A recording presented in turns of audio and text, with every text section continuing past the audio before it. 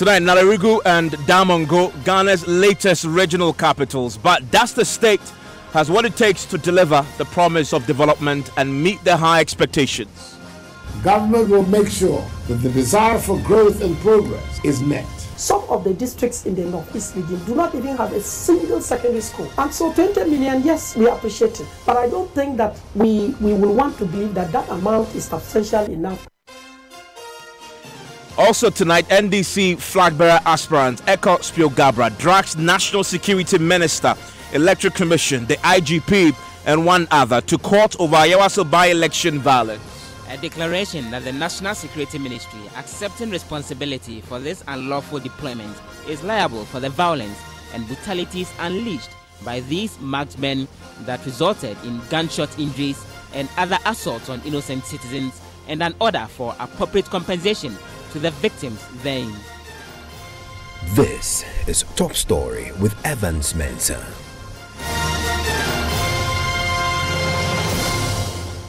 And Top Story is always brought to you by Bond Savings and Loans. Your success, our passion. GASM, the nation builder. Vodafone, the future is exciting, ready. And Nationwide Medical Health Insurance, your healthcare family.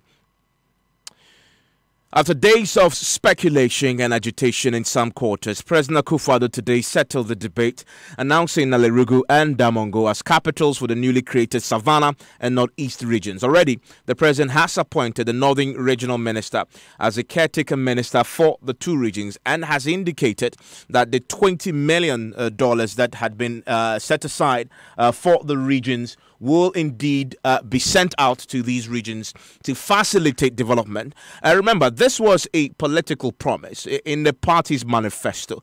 The Minister for Regional Reorganization, Dan Boche, was careful to emphasize that point today at the ceremony at the Jubilee House.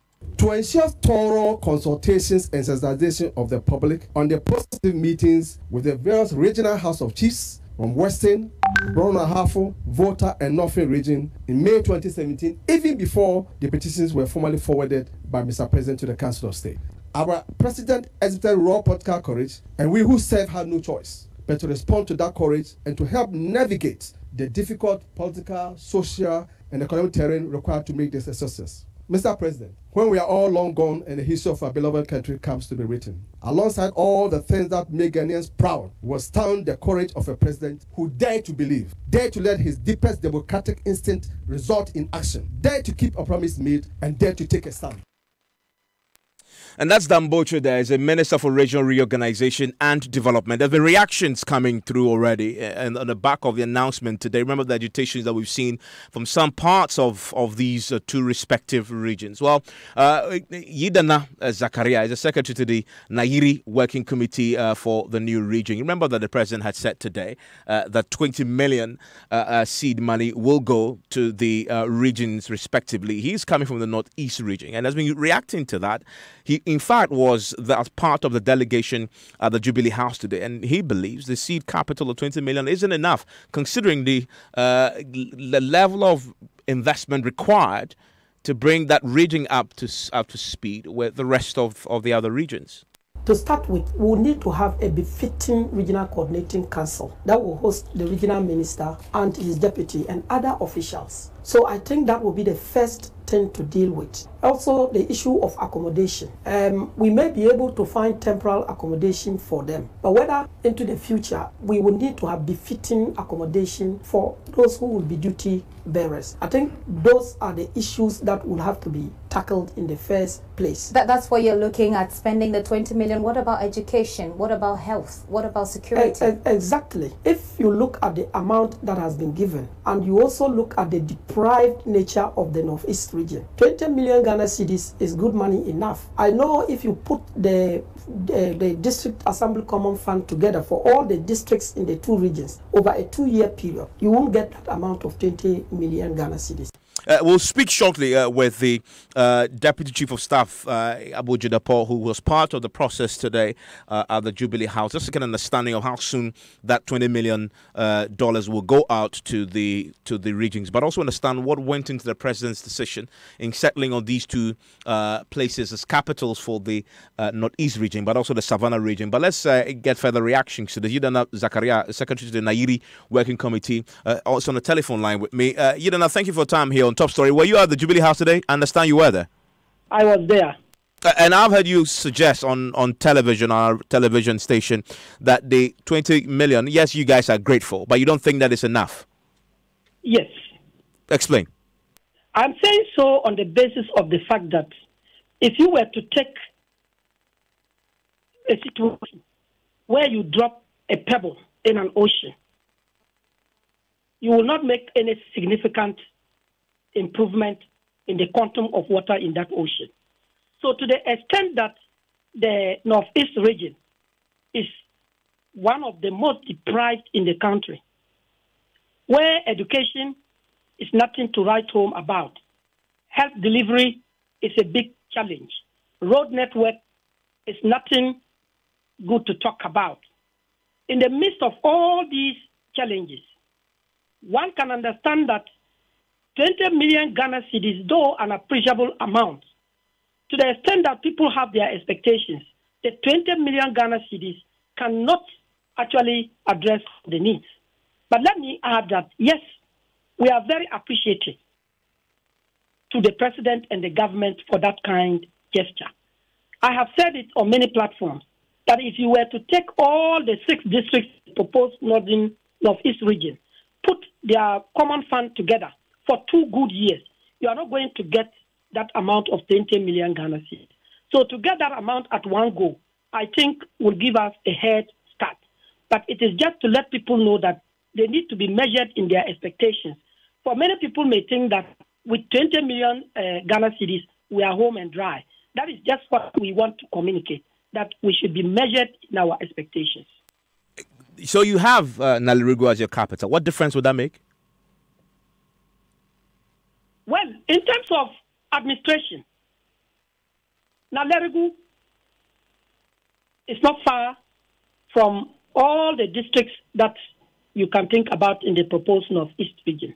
So traveling time will reduce if people have to travel to the regional capital to transact business. 2, supervision, whether in the health sector or in the education sector.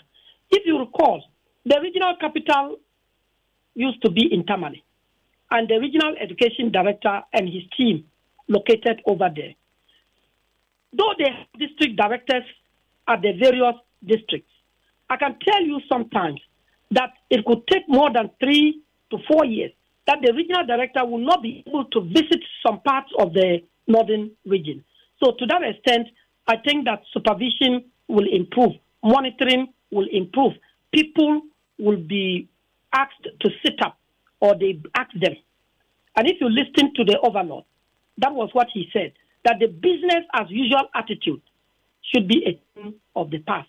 Because traditional rulers will be a key part of the governance of this Northeast region. The very reason why they wrote the proposal, which by the grace of God was approved, and we went to the referendum, and now we have Northeast region. They are not just going to sit back and watch people to come and do what pleases them. You must commit yourself to serve the people. You must work diligently to lift the people out of poverty. I think that is the difference the new region will make.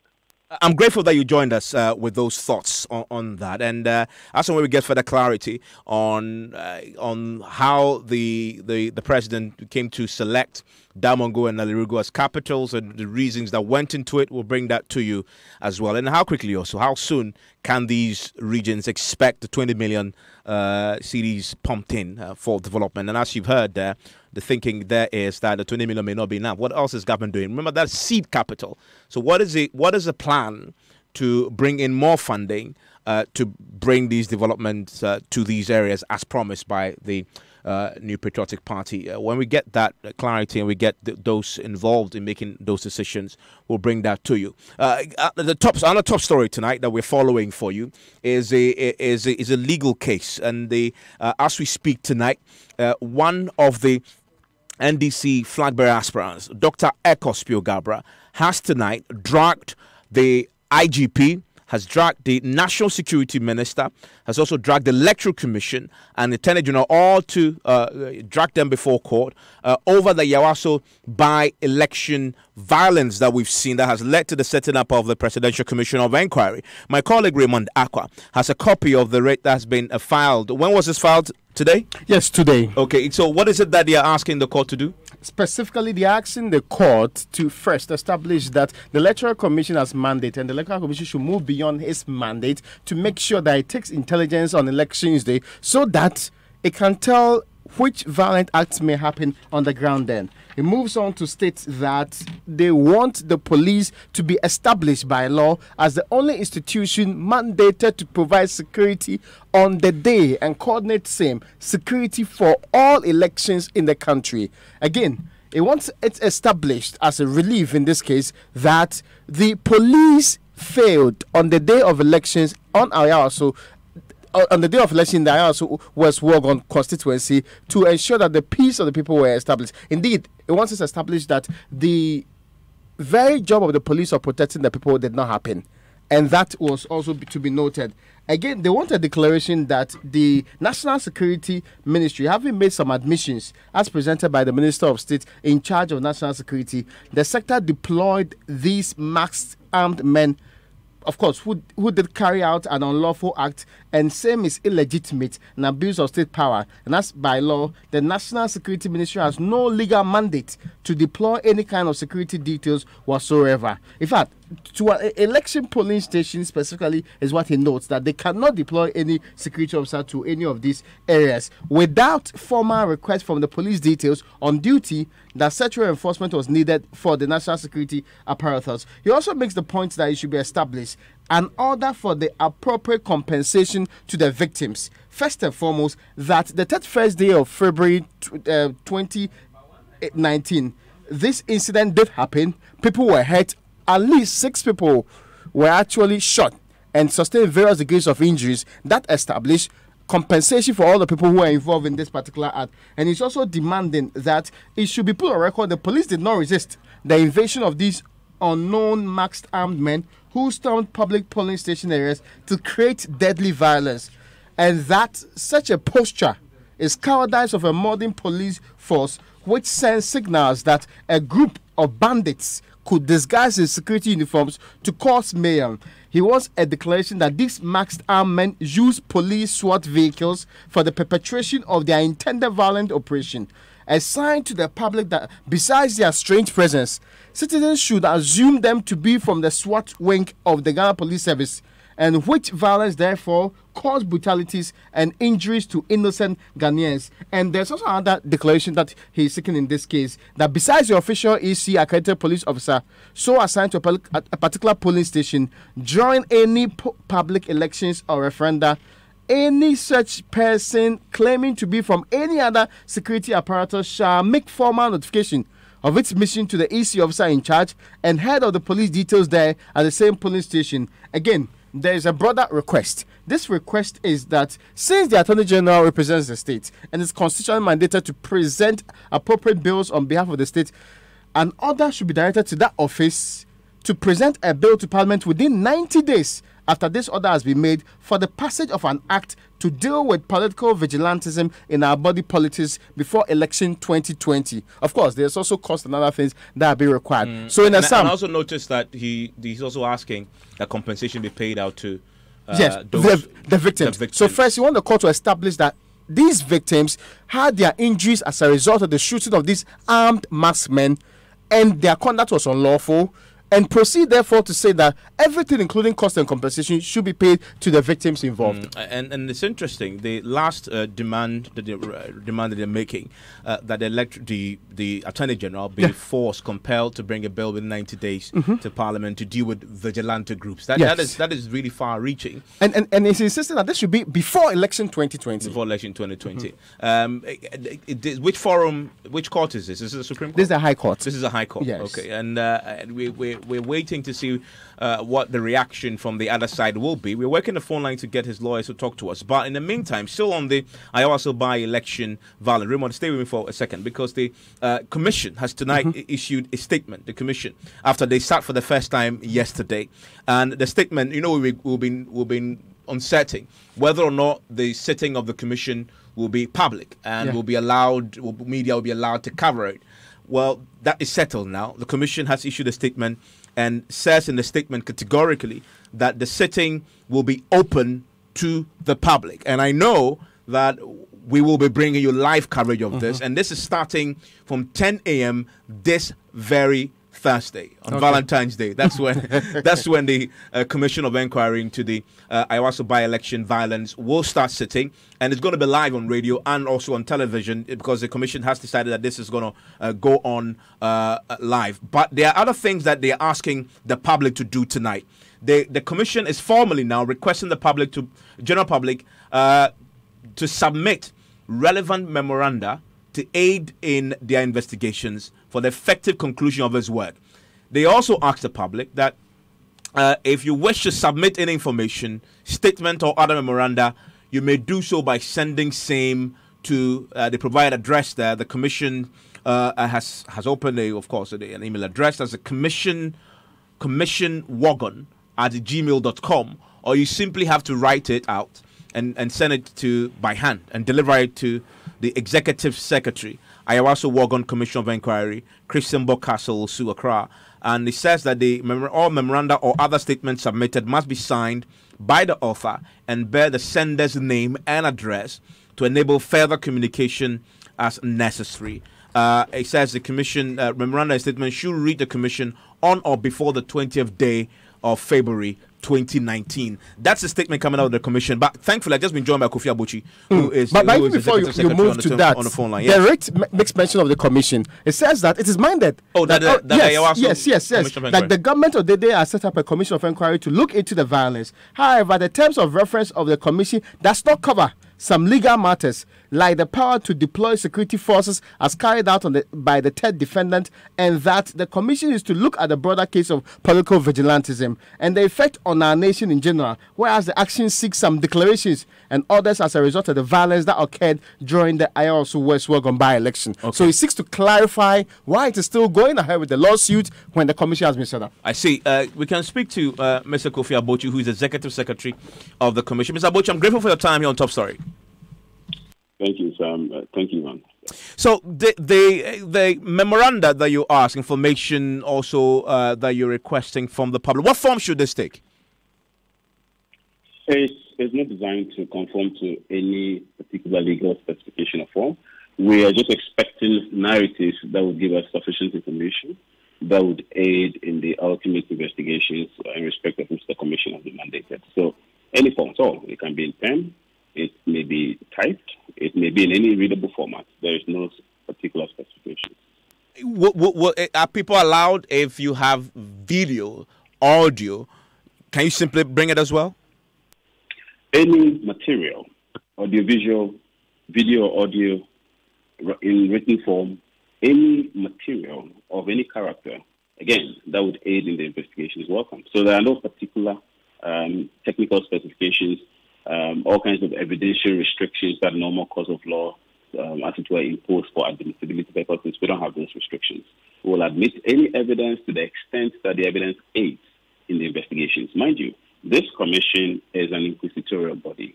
As an inquisitorial body, the commission is interested in whatever aids in the investigation, whatever aids in the inquisition, so to speak.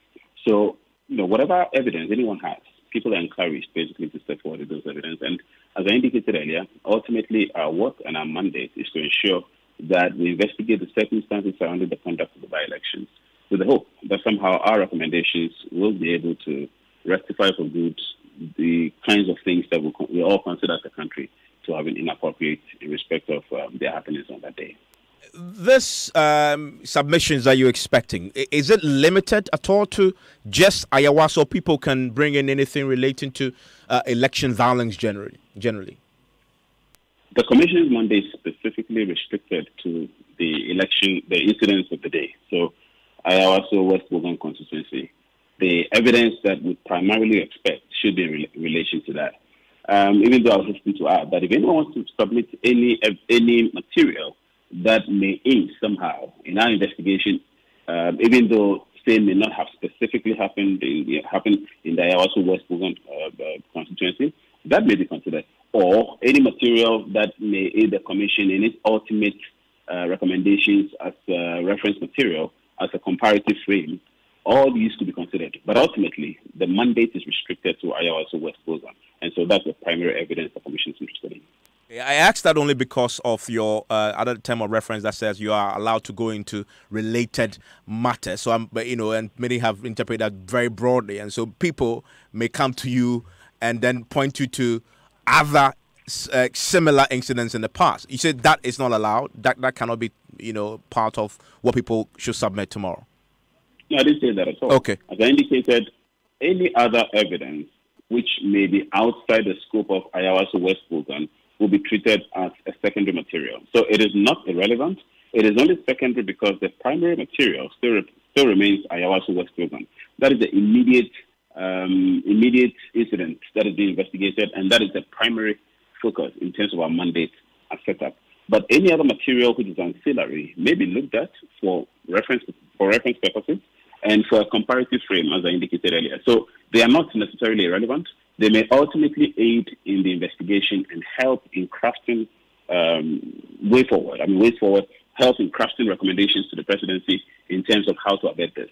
Because the purposes of a commissions of inquiry fundamentally are not necessarily backward-looking. They are backward-looking for rectifying things forward movement. So the essence of this exercise primarily is for the future, so that we don't have to repeat the ills of the past. So Ayawaso West Bogan is just providing us a template for ensuring that somehow recommendations that are made cover the entire country, because the expectation and indeed the primary motivation will be to ensure that we do not have a repeat of Ayawaso West Bogan, and that while we may be looking into Ayawaso West Bogan for purposes of ensuring that this doesn't happen again, the purpose and focus is to ensure that the country as a whole benefits. So yes, we're going to look at things that go beyond Ayawaso West Bogan, but primarily it is Ayawaso West Bogan. Okay, and apart from the memorandum you're expecting from the public, will you be inviting witnesses? And what witnesses are you inviting on Thursday? We're inviting witnesses, and we have settled on some important or fundamental witnesses. I'm not going to mention the names off air for you. I'm not going to mention the names on air for you, and the reason for that is just out of respect and courtesy to these persons. We're still trying to notify them. You'll appreciate the fact that we have a very short time within which to do these, and so we're still trying to manage all that. People are being notified and letters are going out there, and I do not want to hear their names. I do not want them to hear their names for the first time on air before they even receive their letters. So out of courtesy to these people, I'm not going to mention the names, but we are specifically inviting people who played all kinds of roles in the conduct of the election, in the management of the election, and all ancillary functionaries, in addition to observers. So we're inviting a range of people whose role in the spectrum of election management we think ultimately would aid our investigation, given their specific roles and functions of the day. What about, there's a lot of talk about Brian Champong. Is he going to be invited? We're inviting whoever is important. I'm against not mentioning names, but we're inviting anybody we think played a role on that day. So, again, I'm not going to mention any name, but whoever is important, whoever is material, and we're doing these in a very short time. So, without preempting it necessarily, and as I've already indicated, just out of respect and courtesy to these persons, I'm not going to mention names, but very, very shortly, these persons are going to have their letters delivered. And once they have their letters delivered, I can have this same conversation with you. But at the moment, out of courtesy and respect, I'm not mentioning any names. I'm grateful. That is the Executive Secretary of the Ayawaso West Bogan Commission of Inquiry. And so, Roman, here we are. I think there's clarity now. So the memoranda that you may submit should not be limited. May not be limited to Ayawaso. So you can submit anything else related to other things, and that it will, in fact, help the commission. So you're not discouraged from bringing stuff that is... So you may consider Chip on it, you may consider places like Atiwa, you may consider other places, the Talensi by-election and all of the others that have followed prior to that. Quite an expansive scope anyway. And thankfully also we have clarity on whether or not it's going to be public. Now we know it's going to be public, it's going to be on television, and we're going to bring it. The sitting is going to be from 10 to 3 p.m. every day of the week. So that's going to be Monday to Friday. We're going to be covering this extensively. There's a lot happening also around the regions that had been created and the capitals that have been mentioned, have been named today. 2 of the capitals have been named today. Nalirugu, in the northeast region, the capital has been named today by the president, and also for the Savannah, also the president named today. That's Nalirugu for the Savannah region, and Damongo for the northeast region have been the other way around. Okay, that's Nalirugu for the northeast region and Damongo for the Savannah region. And the president named